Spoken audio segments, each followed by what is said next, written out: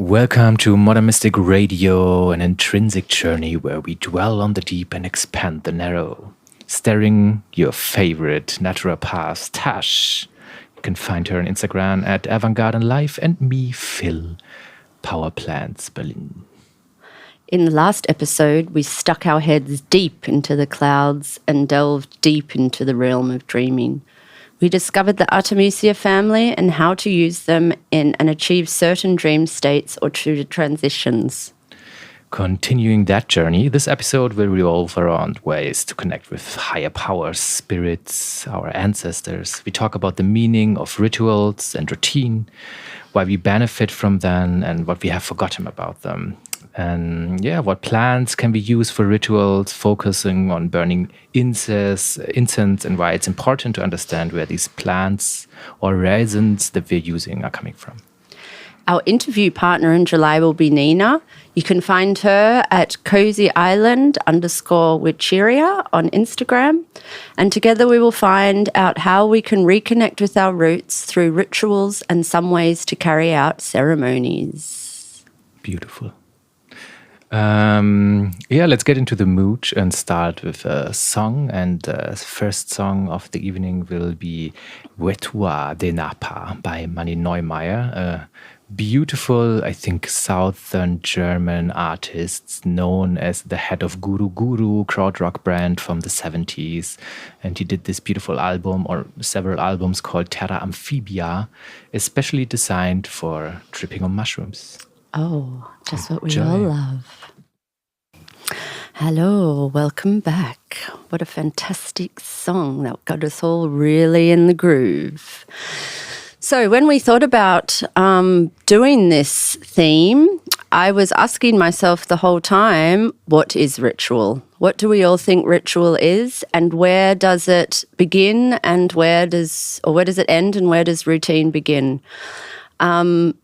How do we know which is a ritual and how do we know which is a routine? So I looked up these words actually in the dictionary and I will tell you them, what I came up with or what I discovered. Routine means regular, unvarying, habitual, unimaginative, commonplace tasks, chores or duties as must be done regular or at specific intervals, typical or everyday activity. Ritual, doing something in which the same actions are being done in the same way each time. Any practice or pattern of behaviour regularly performed in a set manner. So, I think, personally, they sound slightly similar. Routine did sound to me a little bit more negative, as in the unimaginative part, commonplace, some of the words which are being using. But why is it that when we do or we hear the word ritual, we think of how ethereal and how magical, and when we hear routine, we think of everyday monotony and very boring? And the conclusion I came to a little bit is that they're purely just words. And so maybe perhaps by changing these words, if you're in a routine type of way, that if you're feeling bored or you're finding these routines, I am doing air quotes, difficult, then maybe we can transform it and call it a ritual. I do recommend that sometimes to my patients when they're struggling with ideas of routine, to view the activity as a ritual. And somehow by magic, a new energy comes through and it feels lighter, it feels more playful, it feels more fun. And let's be honest, ritual sounds so much better than routine, the word itself. And why do you think that? Why do you think this happens with your patients when you just change the words? I'm doing air quotes. We're all doing air quotes here. This is the air quote time. I think it's also how we've learned. And again, it's about the word, that we've learned that routine is something commonplace and boring, as is explained in the dictionary, and that ritual is something more magical and about it. Also how it's been used for centuries, often in the churches or in traditional cultures, that they've used this word, or we as English speakers have named this a ritual. Of course, in native cultures, they use different terms within their languages, and that the association we have with both, especially a lot of people have grown up in religious families, or they've grown up understanding that ritual is only to be done when we want to maybe talk to the gods, or when we want to sit with ourselves and meditate, or it's always very specific things. But I think that a ritual is also brushing your teeth in the morning if it comes with a certain energy. If you come with it from a very balanced and centered space, then why is that not a ritual? Why is not sitting in the morning and drinking your morning coffee also not a ritual? And some people do actually call it a ritual. Their ritual coffee. How many people do we know that love to have their ritual coffee in the morning, or their 7, I would say. 7 I people. know it's 7. But I have a theory that I want to place here. I would love to hear your theory. Because when you talk about that, it totally resonates with me. And the idea that pops in my head is intention. The difference between the two is the intention of what you call coming from a centered place, or putting in a certain energy. When I go, let's go take the Christian approach. When I go to a church and I light a candle for the dead, or for God or Jesus, whatever they do, there's a certain intention that I'm bringing in a focusing on a task I'm doing.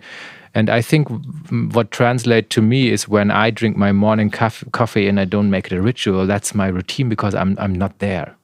I'm still half awake, or still in sleep, maybe watching a video, and then it's not a ritual for me.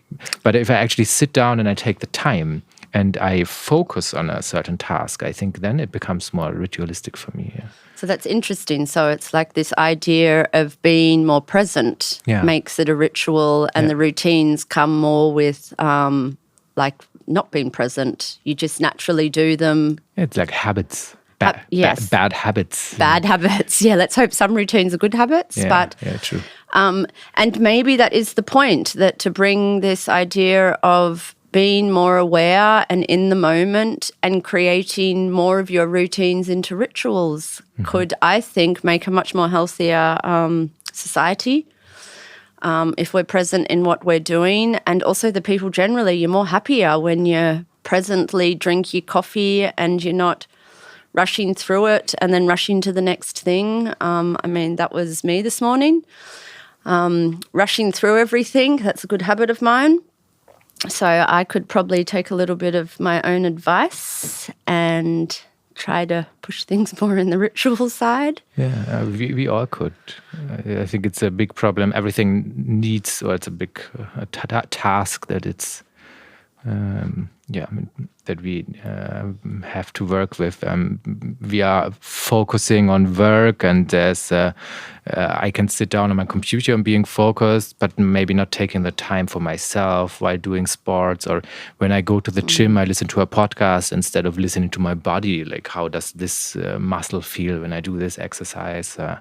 When I go jogging, I think of something and are not very present of what aches in my body, or where I focus. And I think, Yeah, that was another little thing I came up with, actually, now that you're saying that, is when we are so present, we allow ourselves to, connecting a little bit with our last theme, actually, allow ourselves to dream and allow our systems to listen presently what's going on with us, but to create new ideas and to become creative again, and maybe to process things as well. It's great spaces when you're even doing sport. I mean, such a practical thing. You don't have to sit there and, pray to a god, or sit there and be meditating. It can come in so many different forms.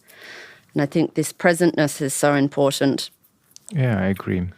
I mean, talking about our theme from the last show of dreaming, for me, rituals are somehow the key to bring the imaginary or the dream that we had back to reality, also by inviting something magical, something godly, something spiritual onto our physical realm. For me, a ritual often invites a certain energy. And that is only possible by being present. I mean, you can do this kind of things, but not being present makes it it's disrespectful for the energies that you're inviting, for entities that you're inviting. If it may be your God, your plans, whatever your belief system is. I mean, you want to pay a certain kind of respect, and of course you do that by being there. And so I think this is a ritual for me. I take the time. I maybe light an incense. I light a candle. I give a little bit of something I want to give. It could be a picture. It could be something to eat. For example, when I ritualistically go foraging out in the forest and I want to dig out a certain root or something, I bring some beer. And I give it as a Opfergabe. What do you call it? Yeah, like I can't think of the translation of like that. An offering. An offering. Yeah, I give an offering because it's the plants know beer. It's where we are coming from. It's our culture. We have German beer culture, and they love beer. The Indians, they light some tobacco. It's not really our plants here, but like that's the idea, right? Paying respect. Yeah. And I think this is what you do with rituals. And I think if you look back on how we communicated with gods and goddesses in the past thousands of years, this is how it worked. The idea is the gods left the planet at a certain time to go to their realm, what is heaven or whatever. And one story is that they forgot to bring the incense, and they kind of realized, we are living from incense. They're feeding from the incense. They need the incense to be alive in their God form. And by us, we are lighting the incense for them in order to invite them, in order to nourish them. So that's the connection that we're doing. Whenever we light some kind of incense, we invite a god, and they love it. They love the smell. They love the energy that's emitting. Yeah. Yeah. So there are so many different ways we can approach this subject, and I know some people struggle with it, and some people. Also find it hard to create routines or rituals. And I'm always suggesting to people to just come at it very slowly and listen to what works for you, and don't judge it too much. Don't think because these other people do it in this way that's the right way to do it. They're really the sky's the limit when it comes to it. And maybe it is for you going for a walk, or maybe it is for you your morning coffee, and maybe it is also for you your meditation in the morning. But I think what a lot of people, the misunderstanding or the misconception often with rituals is they think they have to be doing something which society tells us is spiritual in the case of meditating, or right now I can just think of meditating, or doing yoga is also very trendy at the moment. And this is not necessarily, if you're not present, which is what we're talked about, then it is really a routine. You are... not creating a ritual. And I think it's important to just go inside, be very kind to yourself, and see what your body needs and where you feel most present, at what things when you're doing you feel most present, and how you can bring it into your everyday without putting too much pressure on yourself, because I think you miss the point when you do that. Yeah, I agree to disagree a bit. Yep, that's why we're here. Yeah, because I think one point that I totally agree with, I think really it's about presence. It's about putting in the intention, taking the time and being there, and then your ritual can be anything. What I think is also important is to follow rituals that are also existing. You can make up your own things, that's great. But if you work with a certain kind of energy, and you might work with plants that are powerful because they're poisonous or something, you might work with hallucinogenics, mushrooms or whatever. There's certain rituals that works. They worked for hundreds, thousands of years, and I think we're not doing us any favors by simplifying them too much. And by that I mean, for example, you buy a smudge stick of white sage as if your favorite guru store, and you just burning it by hoping you're getting the bad energies away or something. It's not how it was traditionally used, right? So like get in contact of what is the tradition of the plant, what is the tradition of the ritual, and be present with that. And you can use a smudging and be completely present, and it can be a ritual. But I think just taking in old rituals because they're trendy, simplifying them, and somehow not paying the respect to what they did and what they're used for. That I think that's kind of dangerous, because it's destroying a very old culture in a way. Yes, I do have to agree with, again, some of those things that you have said. And maybe that's what I was also trying to say about the thing, but I think holding on too much, and that's why we have our Radio Modern Mystics, is to take a bit of the old but also add the new in there, and for us to try and reconnect that these things come naturally. So doing the things coming from your gut or from your more intuition, then plus also culturally appropriate what works in your culture that you are sitting in, and thinking about why you're using some of these other things from other cultures. But we will be talking about that stuff a little bit later in the show. Plants we can be using, or we will be focusing on smoking and ritual, so smudging, and plants that can be used. And we will be having two political rants about plants. They mightn't be too angry, or they might be, let's see, too little, some political herbalism after our interview with Nina.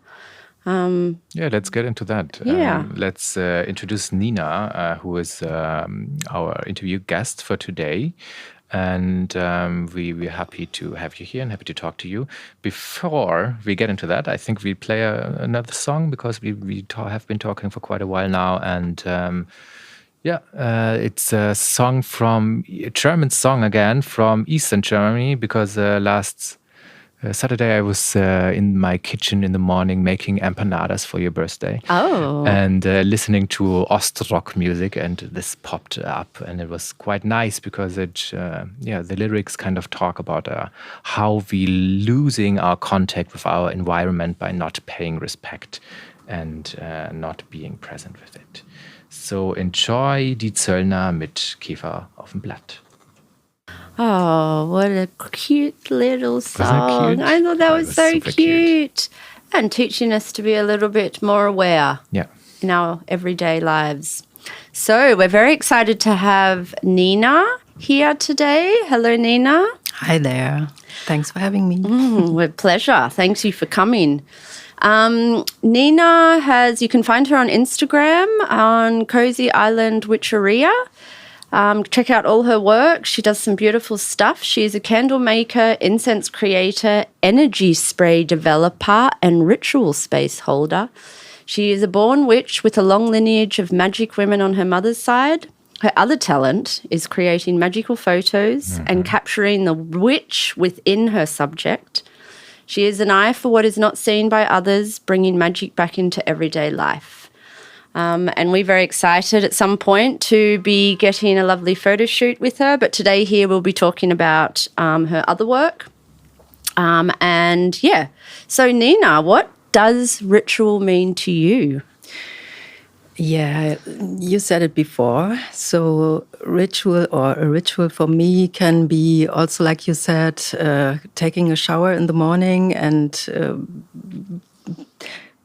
bringing some gratitude to the water, or some intentions, and say thank you, or get rid of something you don't like, or having a coffee or a drink, or light an incense in the morning, or make some breath work, or just be aware, like you said, and connect and get in a specific frequency, or bring yourself into a focus, just be present.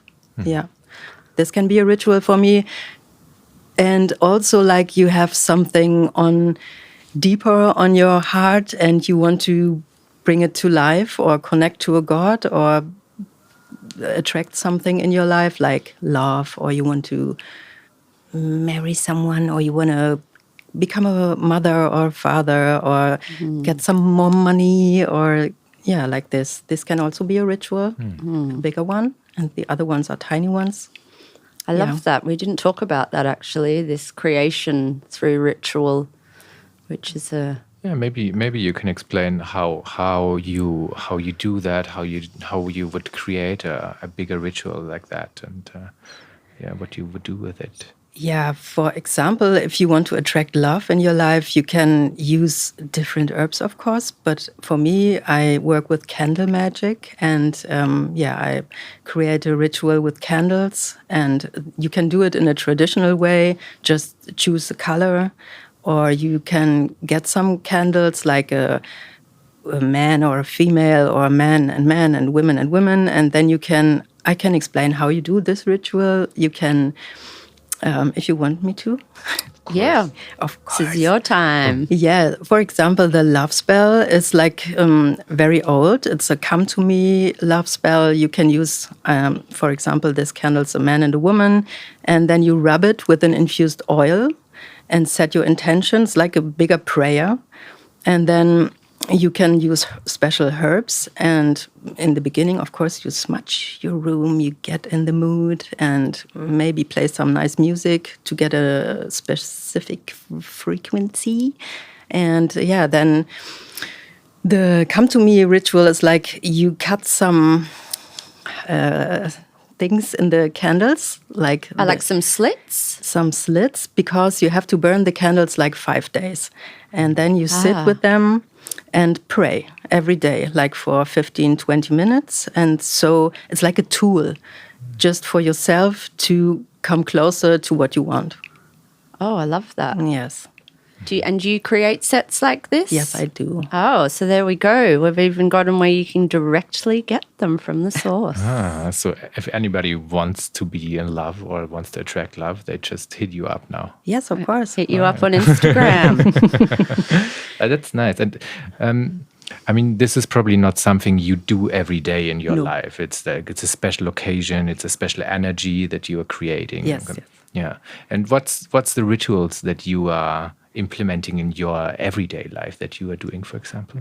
Yeah, every day I try to be very thankful and to connect with nature, and to be thankful for everything I drink, I eat, that I wake up in the morning, to meet nice people like you, and to do nice stuff, and to go nice places, and to be really aware and connect to nature. And this is a everyday ritual for me. Like, also using the tools of incense, I do every day. I create sprays, and I spray myself every day to protect myself, or to lift myself up, or to get in touch with an entity or a god. I do it every day. It's for me really normal. And also when I take a shower in the morning, I want to get rid of everything. And when I go to bed, I say thank you for everything and all the energies I met during the day, and then I let them go, and then I can sleep in peace. So this is also a ritual.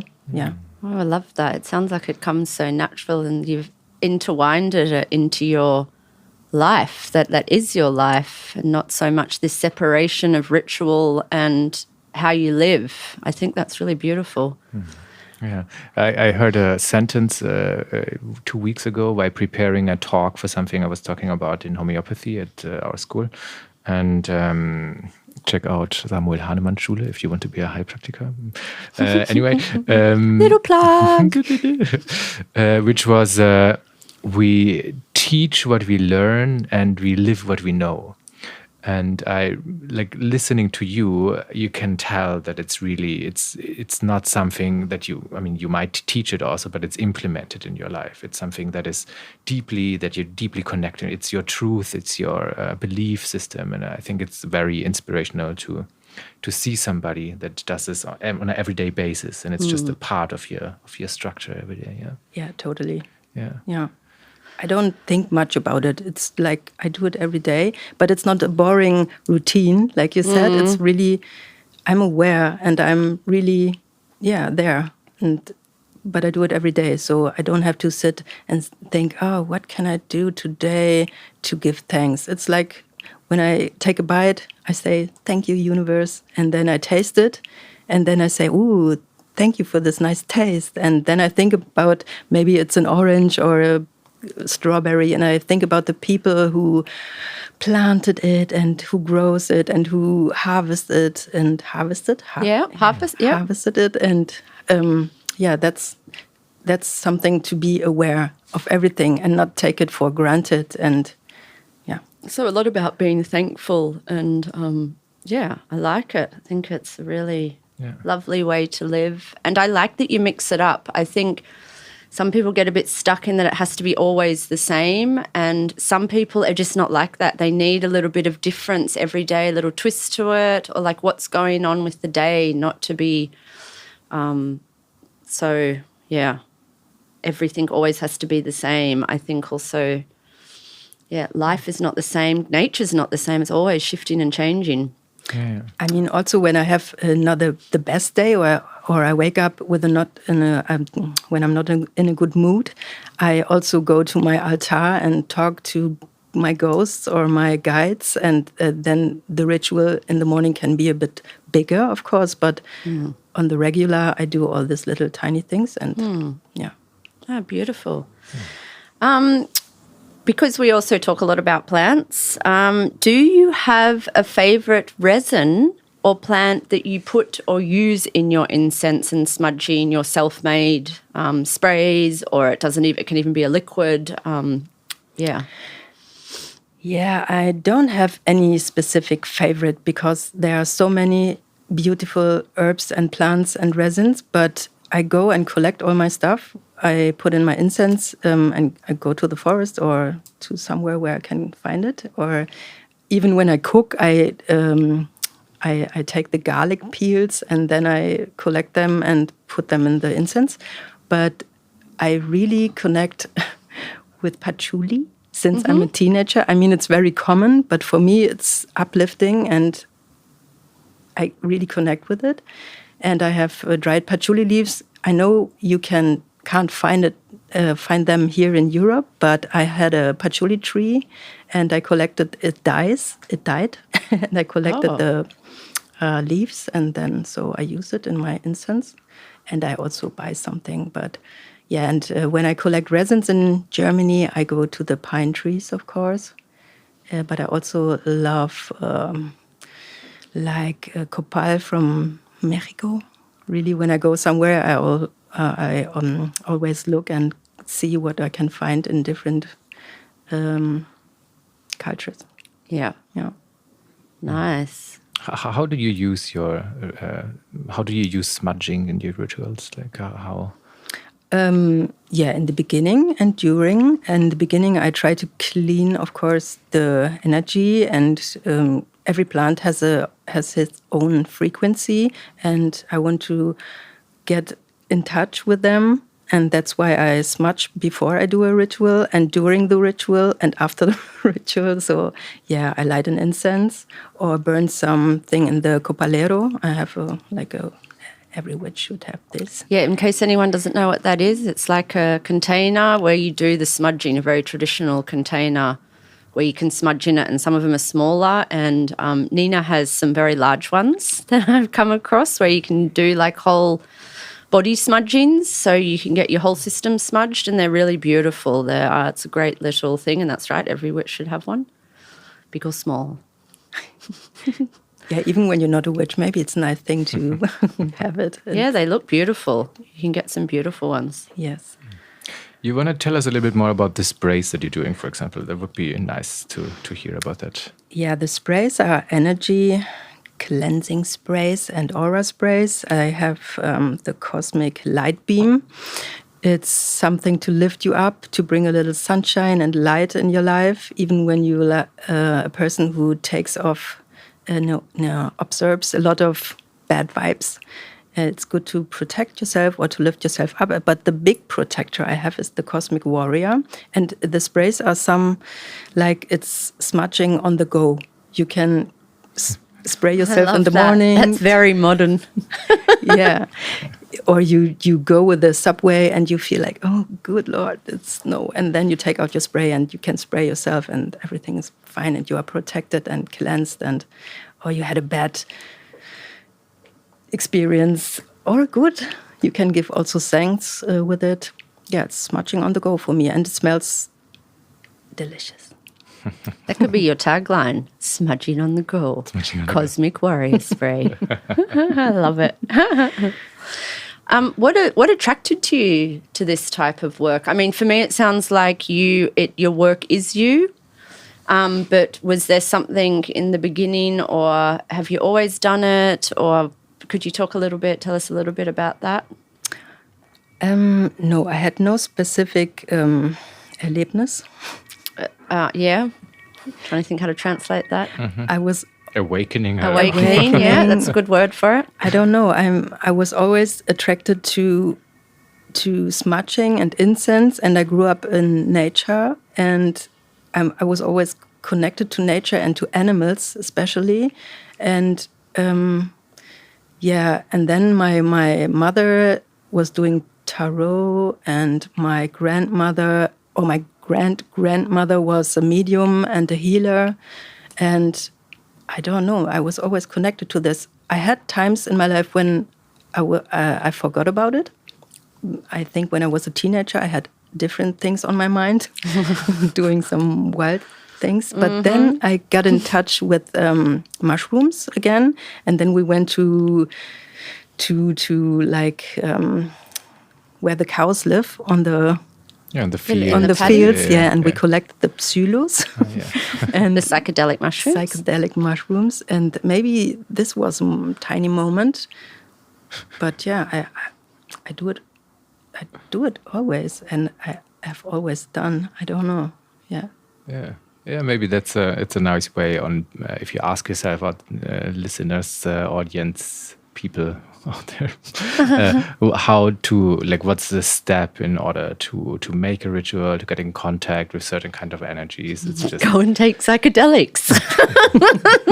Yeah, that's a way. That's not what I meant, but what I wanted to say is, like, just do it. Don't overthink it, but inform yourself a little bit. Maybe find somebody like Nina, find her on Instagram,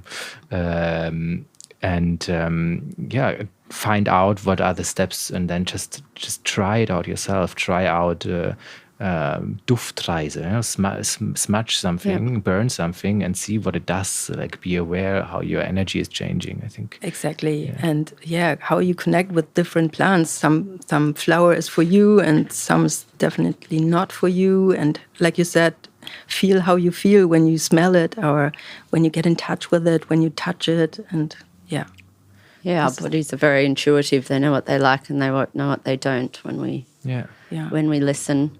Yeah, okay. Is there something that you want to share with the world, since you are on the radio now? The last question, is there something you want to bring out? Yeah, listen to your heart, always. Be open to receive and be thankful, and do not eat animals. I love that. Add that little bit in.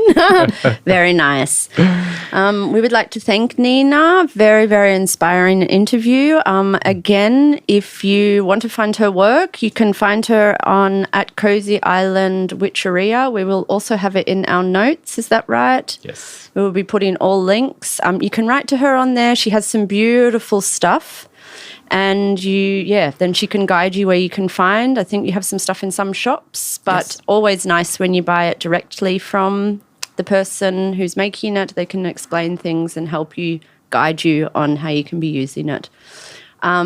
We wanted to end this interview with a pretty old school 80s song. It brings me back to my childhood because I loved her. I actually used to dress up as her whenever I had a fancy dress. And for some reason, it reminded me of Nina. Just the energy of this woman, Madonna. And of course, which one have we chosen? Like a Prayer. Ooh.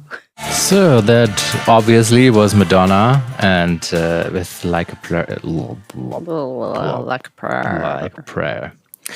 Yeah, that was very nice. Having a little bit an idea of what rituals are, rituals can be, how we use them, what Nina taught us on how to use it to create things in your life. And I want to talk just a little bit about what I do. For example, every morning, myself, I do a ritual for my ancestors. So I get in contact with the ancestors. This is something I think we forgot in our culture, at least. There's cultures where it's totally normal that you do this on an everyday basis. You light some incense and a candle and talk to them and thank them just for being alive, because it's because of them that we are here on this planet and beautiful life. And I do this in front of my altar. Like Nina mentioned before, she has an altar, I have an altar. Everybody should have an altar. I have an altar. Woo! And if you don't know what an altar is and how you can make your own, we have something for you in our recipe time. So it's recipe time again. As always, you find them on our Insta account, Modern Mystic Radio. Hit us up on Instagram. And you will find 2 recipes this time. One of how to make an altar, just little guidance steps on things that you can think about while creating one for you. Can be a very personal thing. And how to make your own smudge sticks with regional herbs. And we will have a list of some herbs which you can use regionally and actually Europe-wide. Yeah. So anyway, even if you're in Australia, where I come from, you can find some of the plants there. Yeah, and I think that's the great keyword to get into a political rant. Ranty rant! Rant of the month. And regional herbs, using right herbs for smudging. What kind of herbs do you use and why do you use them? Like asking yourself the question. And maybe why not use certain kind of herbs, resins or woods for smudging? Yeah, I like this idea of the questions, because I think that we don't think about it often. Like, are you using this because you've seen it on social media, because it's trendy, or do you have a deep connection with this plant? Is it something that you've worked with or your family's work with? Where does it grow? How are you getting this plant? Is it on the red list? And I just wanted to mention, because we have talked about the red list, and I have a site which we will put also on Instagram. But if you want to look at any plants, you can look at threatened species by the International Union for Conservation of Nature. .com. It actually has a different website, but you can Google that and you can put a plant in and see on what scale it is. It can be stable, it can be on a red part, and it's always interesting to look. And I think we wanted to talk quickly. We don't have so much more time, but we wanted to briefly talk on Palo Santo and white sage, 2 plants which are grown grow naturally in very specific areas in the world, in very small parts of the world, and have become extremely trendy, extremely overused. And I think what we don't think about is all this background things of deforestation, wages that people are getting paid to collect these plants, how they're getting collected, how is the industry looking, also the local environment, what is it doing to that local environment, smuggling, it gets all the way down to really horrific things that happen. And I think it's very important that we keep this in mind when we're using these plants. Are we using them because they're purely exotic? I think this is such a silly idea. And to come back to our natural plants, because both of these are very close to endangered. They're on endangered sections. Actually, the Palo Santo is one of the species is stable, apparently. But sometimes I ask myself, where is the information coming from? So when you do research, really research it. And you can also ask people who are more educated about it, but don't just read about one site on, some magazine where someone's said that they've written about it. Always look at their resources. And yeah. Yeah, for the white sage, I don't think it's actually an endangered plant. But the way it's produced is quite awful. It naturally grows like in this Mexico or South American, North American regions where it's dry. And of course, there's an industry on it and about it because somehow it got magically this super powerful cleansing plant. Of course, it is a very powerful plant. That's not the question. And it's used by the indigenous people of North America for a long time. But it needs a lot of resources, and that's not very environmental friendly the way it is produced because there is such a hype about it.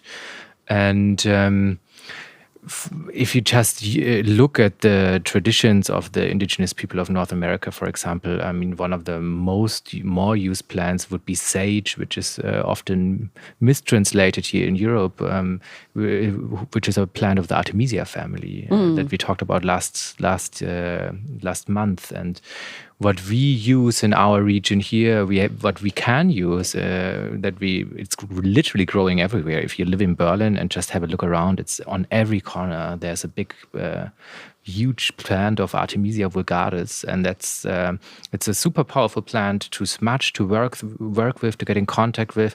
It's an honoring to the gods. It's a cleansing plant. It's a plant for transition.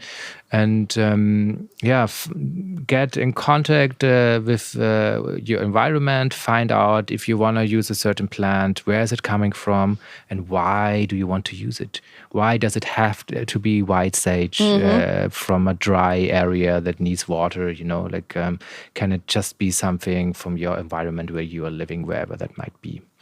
Yeah, I think it's really important to be asking these questions because it is affecting a lot more than people realise because it has become so big, particularly these two, smudging, plant and a resin. Technically is a resin, the Palo because of the heart in the wood.